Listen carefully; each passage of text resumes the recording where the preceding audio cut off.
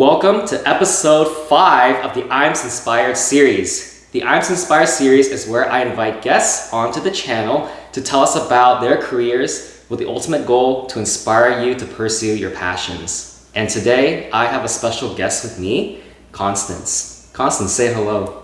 Hi, I'm Constance. I'm excited to talk about legal operations with you all today. Thank you, Constance. Let's start with the first question. Tell us about your role and how you got into it. I'm a senior legal operations associate. Before I chat about how I got into it, maybe I'll give a high level of what legal operations is.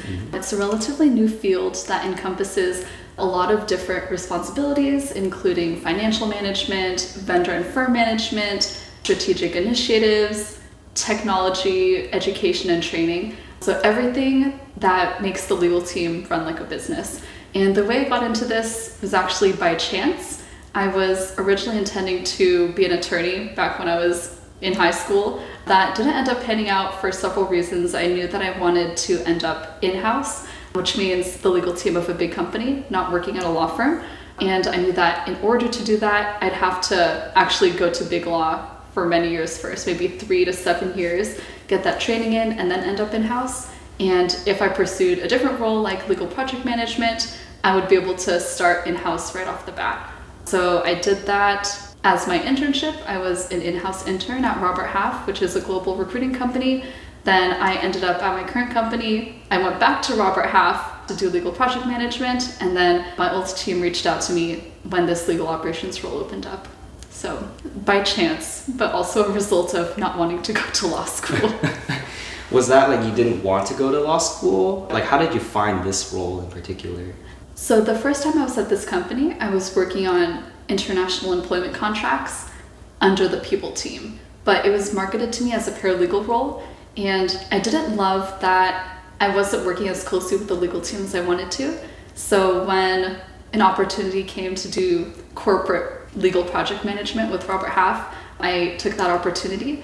Then the attorneys I'd worked with at this company, it's a stealth startup. They do tech and real estate work. When they reached out about this legal operations role on the legal team, I was excited to go back and kind of develop my career that way. So in a way, you also leverage your network to get into this current role. Yes, definitely. Great. So how about what inspired you to pursue this career path? What inspired me? It might have been a more practical choice. I wanted to stay in the legal field without being a paralegal and without being an attorney. And for a long time, that only looked like legal project management. And so when I was told about this kind of developing new fields of legal operations, I felt like a good place I could use all my strengths. So it's a balance of both your interest and your strength. Correct. What were some of the challenges that you had to overcome to get to your current role? Some of the big buckets, some of the core responsibilities of legal operations are financial management and tech management, both of which I did not have much experience with.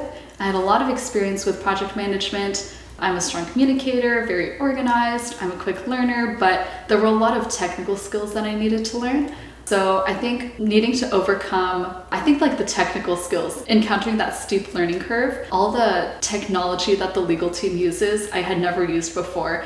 But then suddenly when I came into this role, these tools that these attorneys had been using for several years, I needed to learn in a few weeks or a few months and become the experts that I could administer the tool for them. So Definitely a steep learning curve. I think that was the toughest part. But I'm leaning into learning the financial management, learning the data analytics, learning the technology so I can continue to grow in this role. For someone first time getting into it, they may not have learned it in school. This is something that you have to learn on the job, and you have to go through like the ramp up process. Yes, definitely. And each company is going to be different. There's so many different tools available. So learning each tool, being confident in administering it and implementing it, that's very important. Okay, thank you. Okay, Constance, let's shift gears a little bit. What are some of the qualifications that one would need to become a legal operations associate? So you can talk about education or any prior work experience, etc. I would actually say that because the field of legal operations is so broad and has so many different facets, You don't really need a specific skill set or specific educational background in order to thrive in the role.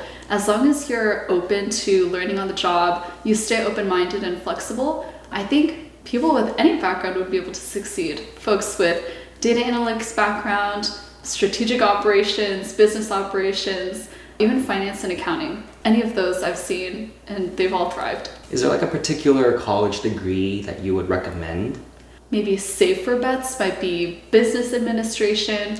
Again, because legal operations is kind of like running the legal team as a business. Having that core understanding would be really helpful. Finance and accounting would also be very helpful. That is a big part of the role. You're helping the head of legal budget, forecast, and manage all the budgets for each of the sub-teams in the legal department. Can new college graduates get into a similar role as well? Absolutely. There are so many different tiers of legal operations. Someone who is a fresh grad might start by doing firm management, vendor management, and maybe beginning the administration of the tech stack for the team. And then as they progress, they might take on more responsibility like financial management and strategic vision. How about the interview process? What would one need to do to prepare for a role like this? That is a great question and happens to be very topical. My former manager left the company in February, and so I've been involved in the interview process for my new manager, who we recently hired. I would say a lot of it is similar to the standard interview process. There will be an application that you fill out. There might be a recruiter phone screen. Then you'll likely have a meeting with your hiring manager and or the head of the legal department. And if there's a panel or presentation involved, you'll likely talk about projects you've implemented in the past, legal technology that you've worked with, what you like and don't like about it, what you would improve, and how you've overall leveraged your skills to make the legal team more efficient and running more like a business. Are there any certain technical questions that you hear often? I wouldn't say so. The most might be how you've implemented a technology. I think because there is such a wide range of tech tools available for the legal teams, we don't get too specific. When it comes to integrating different tools and APIs, legal ops actually tends to leverage the company's engineering departments and developers. And so we actually don't need to understand too much of the technical requirements. Understand. So it's very focused on your prior experience and how you apply your, say, knowledge to those situations more often. Yes, I would say so. Okay. How about any behavioral questions during the interview? Do they ask any of those? Yes, I think a big one to prepare for is how you would solve a certain problem. I think we're looking for flexibility, problem-solving skills, if you're able to pivot. Another thing, if you're applying to a startup, is how comfortable you are in navigating ambiguity. In my company, it's relatively young, but fast-growing. And so things are changing every week, maybe even every day. So being comfortable pivoting, reprioritizing, and even dropping a project that you've been working on is really important. Yeah, there's a phrase that we always say, putting on many different hats. Absolutely, And yes. what is the expected salary that a legal operations associate can expect? Legal operations is very broad and can vary quite a bit. I'd say from my experience and also seeing open roles on LinkedIn and other job posting sites, a fresh grad or maybe junior legal operations associate might expect to make between 60 and 90K a year. Someone who is mid-level, who has had a few years of experience, maybe a senior legal operations associate or legal operations lead, might be making between 90 and 140K a year. Again, there's so many different skills you can bring, and that'll factor into the salary calculations. The range is really so high. Someone who is a legal operations manager or director of legal operations, who's really being a partner to the general counsel, the head of the legal department, might be making anywhere between 140 to over 200K. So because it's a developing field, there aren't narrow ranges. It can be really personalized and of course dependent on the company's resources. Great, thank you for sharing. What can be better about your job? Going back to the fact that I work at a startup and all the startup growing pains, Something that I've had to work on a lot is navigating ambiguity.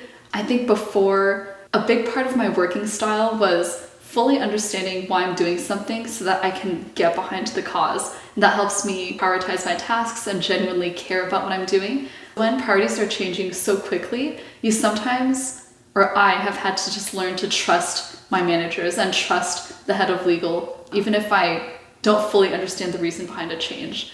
The other challenging part was getting behind the financial management and the data analytics. For a long time, the legal field was very traditional. Paper files, rooms of signed contracts dating back like years and years and years. And the fact that legal teams have been using more tech in order to keep up with their clients, I have to accept that even though I'm in a legal field, I'm going to have to learn technology and keep up with our customers and the companies we're working with. And what do you like most about your job? What do you find most rewarding about it? I have found a career where I'm able to use all of my strengths. My eagerness to learn, my passion, my organization, my strong communication skills. I feel like all of those really shine in this role. And so I've found that really fulfilling, because I do feel like I have so much more growth and so much more learning to do.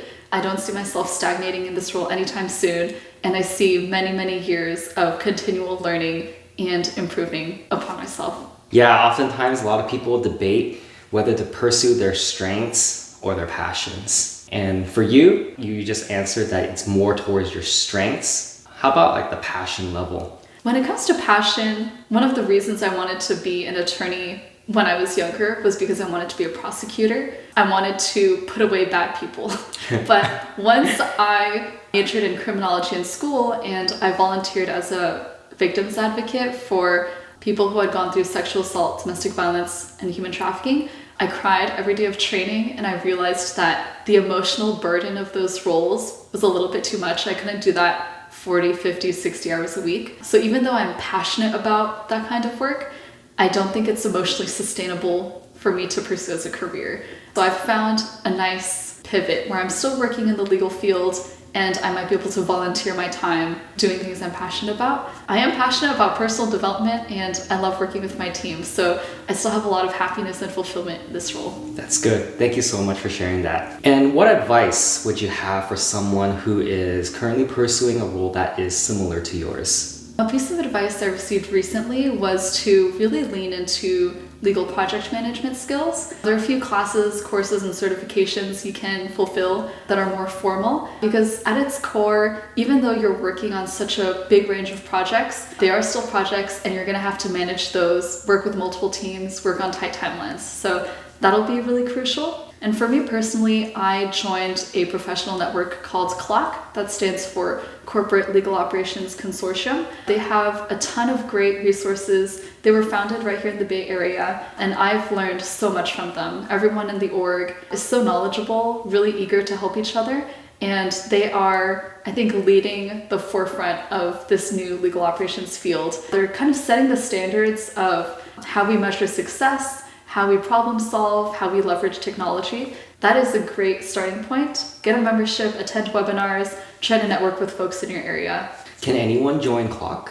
Yes, anyone can join. There are different tiers of memberships. So some of them might be only for folks who are already working in-house for a big company, but there are also student memberships. Anyone can still join and leverage those resources. Got it. So it's an organization that, it's open to everyone, college students, people who are currently working, and it's also a good way to network as well, to get to meet other people in the legal field. Yes, definitely. Constance, you have a second chance in your life. Would you choose the same career path? Honestly, I think I would. I don't see myself in a heavy STEM role. I think I really enjoy the communication, the project management, just the breadth and depth of everything there is to learn about legal operations. And like I mentioned before, I feel like I've found a career where it plays to my strengths really well, and I'm developing a lot of passion for this role. Like, I can see how much growth there is to be had and how much I'm going to develop as an individual and as a professional. Also, the team helps a lot, having such a wonderful team. So I think I absolutely would go back to legal operations. Excellent. And is there anything else you would like to say to our audience? Yeah, I think a piece of advice or a piece of wisdom that really stuck with me. When I was at UC Irvine, Wesley Chan from Wong Fu came to speak, and one of the things he said was, sometimes you don't need a map, all you need is a compass. And that really stuck with me. I think you could interpret that many different ways, but the way I see it is you don't need specific steps or specific instructions to reach your goal. I didn't know I was going to end up in legal operations. I wanted to be in law school, then I wanted to be a legal project manager, and I ended up here, and I've found it so rewarding and so fulfilling. I also see it as you are always growing, even if you don't see growth and development day by day or week by week, it is happening over time and you're always moving forward. Don't worry too much about where you're going. Just know you're always going to be reaching your goal. I also think that we rarely make wrong decisions. If you ever think about, oh, when is a time I made a wrong decision or did something wrong and regret it, I think most of us would find that we're grateful for the experiences that happened to us because they led us to where we are now. Sometimes you don't need a map, all you need is a compass. Very, very wise piece of advice I've received. Well, Constance, thank you so much for being on the show today. I really enjoyed our conversation, and I learned so much about legal operations associates. For me, like working in tech, I've always been just learning more about one certain area of what you can do out in the real world. So thank you so much for sharing us about what that entails. And also your comments about dealing with ambiguity. That's really good advice for a lot of young people out there, because I know college can only prepare for us so much, and a lot of us are very confused all the time, don't know exactly what we're doing, but it is a skill that we have to work with, and over time, the right result or the right action to take on the job will resurface as long as we work hard and also work with those around us. Yes, Great advice. Yep. So that concludes episode 5 of the I'm Sinspired series. Don't forget to subscribe and check out my page for more content on how to grow your mindset. You've been Sinspired today!